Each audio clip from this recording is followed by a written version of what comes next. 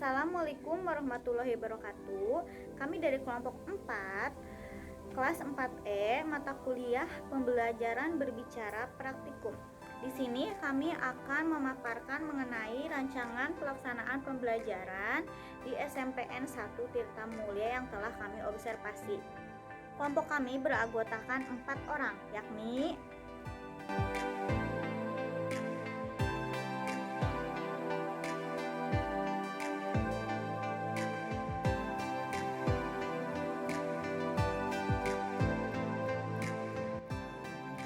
hasil rancangan pelaksanaan pembelajaran hasil observasi di SMPN 1 Tirta Mulia. Untuk materinya, kelompok kami membahas tentang Pabel seperti kebanyakan RPP lainnya. Pertama itu ada nama instansi, lalu mata pelajaran, lalu ditujukan untuk kelas berapa, lalu standar kompetensinya apa, dan ada kompetensi dasar atau indikator tujuan siswa mempelajari RPP ini. Lalu terdapat alokasi waktu, dan setelah alokasi waktu itu ada poin penting di RPP, yaitu pertama ada tujuan pembelajaran, lalu kedua materi pelajaran, ketiga adalah metode pembelajarannya, dan keempat adalah langkah-langkah kegiatan pembelajaran, dan yang kelima itu adalah sumber belajar, atau biasa kita adalah sumber referensi dari bahan pelajaran atau alat bantu dari agar tercapainya suatu pembelajaran itu. Lalu keenam itu adalah penilaian. Metode yang kami ambil dari RPP yang telah kami buat yaitu metode CTL. CTL merupakan contextual learning teaching, adalah pendekatan yang mengaitkan antara materi yang diajarkannya sesuai dengan dunia nyata seorang siswa. Karena kebetulan materi yang diambil adalah fabel. Fabel itu sebuah cerita yang diperankan oleh binatang tetapi memiliki sifat manusia. Nah, kenapa kita menggunakan CTL?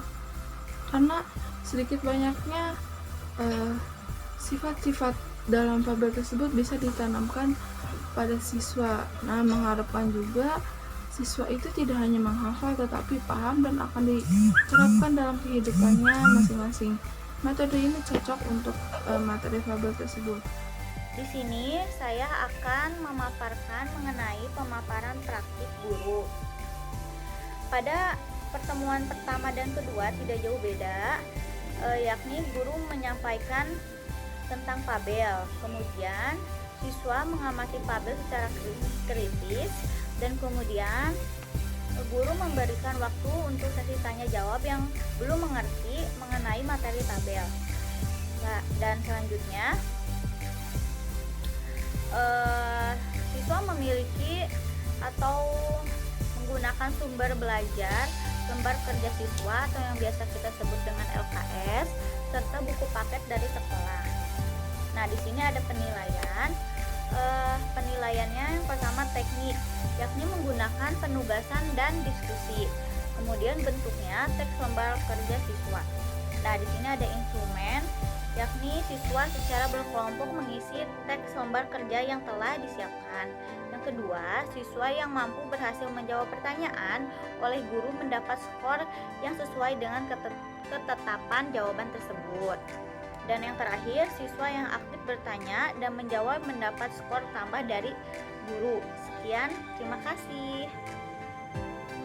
Jadi dalam pembuatan atau perencanaan pembelajaran tentu perlu mempertimbangkan hal-hal yang berkaitan dengan proses pembelajaran siswa, seperti kendala yang sering dialami oleh siswa atau kendala yang dialami oleh gurunya.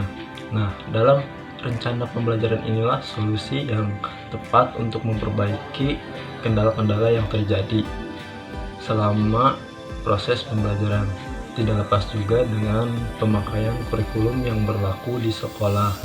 Seorang guru pula yang harus mengontrol serta mengendalikan situasi kelas.